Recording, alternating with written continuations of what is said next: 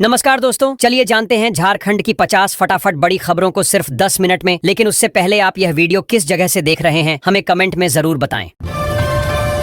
गांव गांव हुआ डिजिटल, घर के पास मिल रही सरकारी सुविधाएं।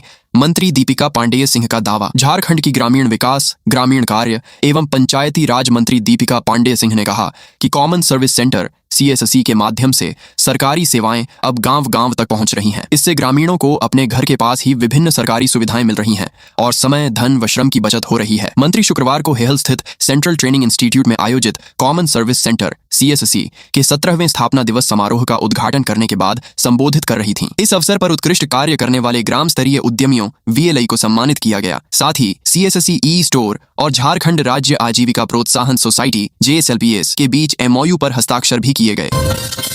हजारीबाग में हाथियों का कहर, शौच के लिए गए बुजुर्ग को कुचल कर मार डाला। झारखंड के हजारीबाग दर्दनाक घटना सामने आई है। जिले में शुक्रवार सुबह जंगल में गए शौच के लिए गए 71 साल के बुजुर्ग को हाथी ने कुचल दिया, जिससे उनकी मौत हो गई। अधिकारी के अनुसार यह घटना बेदमकी गांव में हुई। मृतक की पहचान शंकर पंडित के रूप में हुई है। उनके परिवार में पत्नी, 2 बेटे और 6 बेटियां हैं। बरही रेंज के बीट प्रभारी पंकज कुमार ने बताया कि अपने झुंड से भटके एक हाथी ने पास के जंगल में शौच के लिए गए शंकर पंडित पर आज हमला कर दिया और उन्हें कुचल कर मार डाला। कुमार ने बताया कि मृतक के परिवार को तत्काल राहत के तौर पर 1 लाख रुपये दिए गए हैं। शेष 9 लाख रुपये का मुआवजा कुछ आधिकारिक औपचारिकताएं पूरी होने के बाद दिया जाएगा।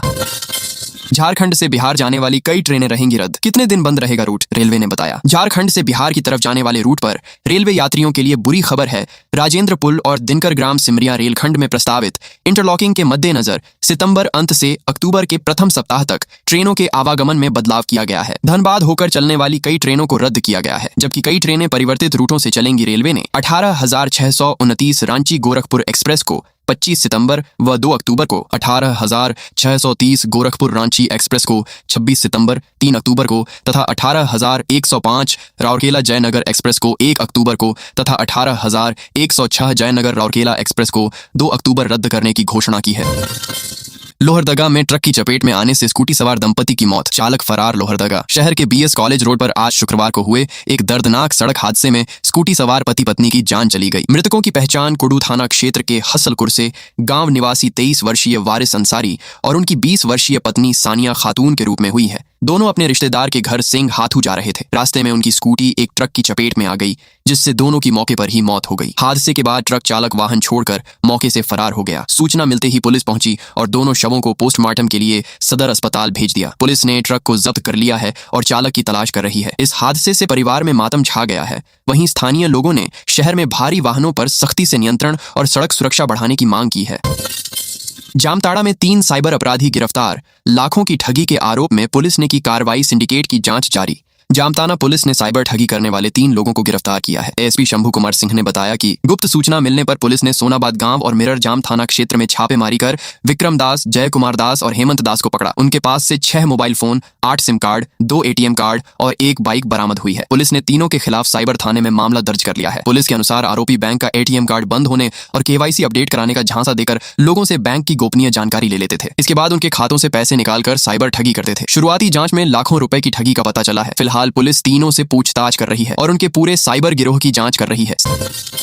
सिमडेगा में कार स्कूटी में टक्कर, 3 की मौत। मृतकों में 2 महिलाएं, 1 बच्ची शामिल। स्कूटी को टक्कर मारने के बाद कार पेड़ से टकराई। सिमडेगा के ठठाई टांगर थाना क्षेत्र के टुकू पानी में कार और स्कूटी की जोरदार टक्कर में 2 महिलाओं और 1 बच्ची की मौत हो गई। टाकुडेगा की रहने वाली गीता देवी और उनकी स्कूटी से एक बच्ची और दूसरी महिला के साथ कोन मेजरा जा रही थी। इस दौरान सिमडेगा से राउरकेला की ओर जा रहा तेजी से कार गलत दिशा में आ गई और स्कूटी को टक्कर मार दी। टक्कर इतनी जोरदार थी कि कार सड़क किनारे पेड़ से जा टकराई। हादसे में तीनों स्कूटी सवार गंभीर रूप से घायल हो गई। स्थानीय लोगों की मदद से सभी घायलों को सिद्ध अस्पताल ले जाया गया, जहां डॉक्टरों ने गीता देवी को मृत घोषित कर दिया। इलाज के दौरान बच्ची संजीता कुमारी की भी मौत हो गई, जबकि गंभीर रूप से घायल मंगरी देवी ने रेफर किए जाने के दौरान रास्ते में दम तोड़ दिया।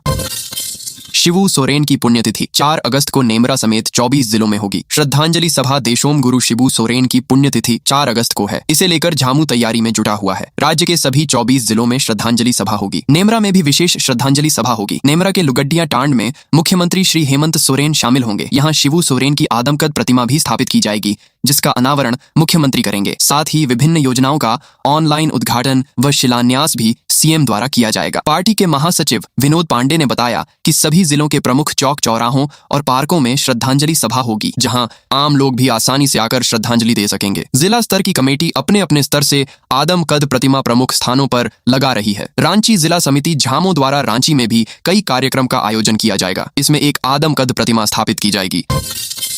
गिरिडीह में अंडा फार्म में हाथियों का धावा, मुर्गियों का दाना चटकर मचाई तबाही। झारखंड के गिरिडीह जिले के बिरनी क्षेत्र में हाथियों का आतंक लगातार बढ़ता जा रहा है। गुरुवार रात पंदनाकला के निखिल बंसल अंडा उत्पादन फार्म में हाथियों के झुंड ने जमकर उत्पात मचाया और करीब 5 लाख रुपए की संपत्ति को नुकसान पहुंचाया। हालांकि मुर्गी चूजा सुरक्षित हैं। इसके अलावा गांव के ग्रामीणों की फसल नष्ट कर दी। हाथियों के झुंड लेवराव दलांगी के जंगल में डेरा जमाए हैं। गुरुवार शाम करीब 8 बजे जंगल से निकलकर हाथी उक्त फर्म में पहुंचे। रात भर फार्म में विचरण करते हुए हाथियों ने शेड को तोड़ दिया और रखा हुआ मुर्गी दाना में मक्का, खल्ली, सोयबद्धी, दवा चढ़कर गया। साथ ही फार्म की 4 दीवारी और अन्य सामानों को भी क्षतिग्रस्त कर दिया।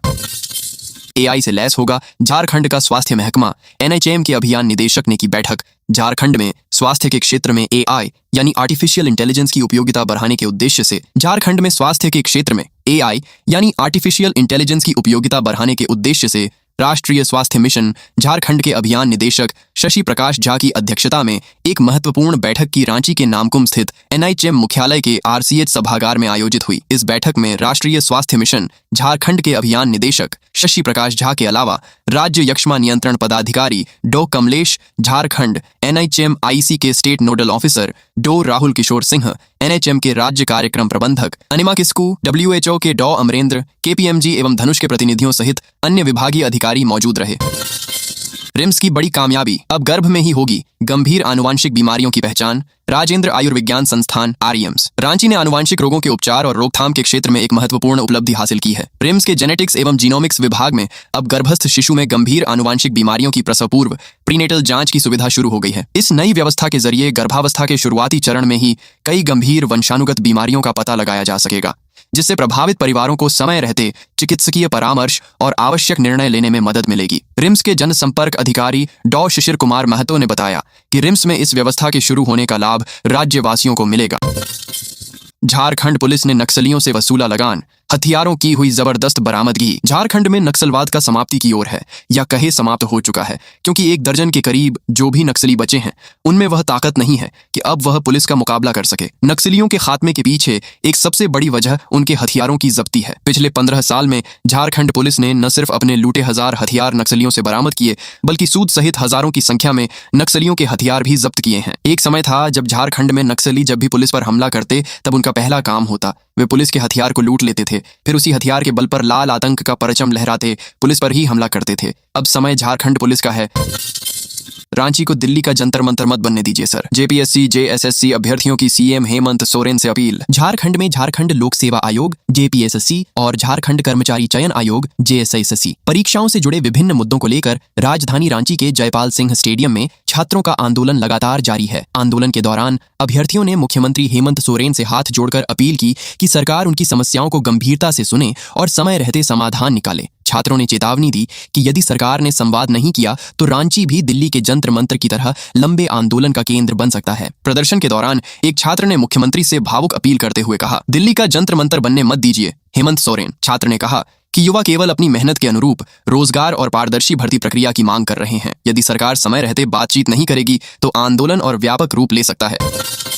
झारखंड के खूंटी में एसीबी की कार्रवाई, घूस लेते पकड़ी गई महिला थाना प्रभारी। भ्रष्टाचार के खिलाफ एंटी करप्शन ब्यूरो एसीबी ने बड़ी कार्रवाई करते हुए गुरुवार को एचटीयू एंटी ह्यूमन ट्रैफिकिंग यूनिट सह महिला थाना प्रभारी सुलेखा कुमारी सपना को कथित तौर पर रिश्वत लेते हुए रंगे हाथ गिरफ्तार कर लिया। उन्हें महिला थाने में ही 50,000 रुपए की रिश्वत लेते हुए गिरफ्तार किया गया है। एसीबी ने आरोपी अधिकारी के खिलाफ भ्रष्टाचार निवारण संशोधन अधिनियम 2018 की धारा 7A के तहत मामला दर्ज कर आगे की कानूनी प्रक्रिया शुरू कर दी है। एसीबी के अनुसार खूंटी के हुरलुंग निवासी श्याम कुमार ने ब्यूरो से शिकायत की थी, उसकी उनके खिलाफ अहर्ता थाना कांड संख्या 06/2025 दर्ज है। इस मामले की जांच के दौरान महिला थाना प्रभारी सपना सुलेखा ने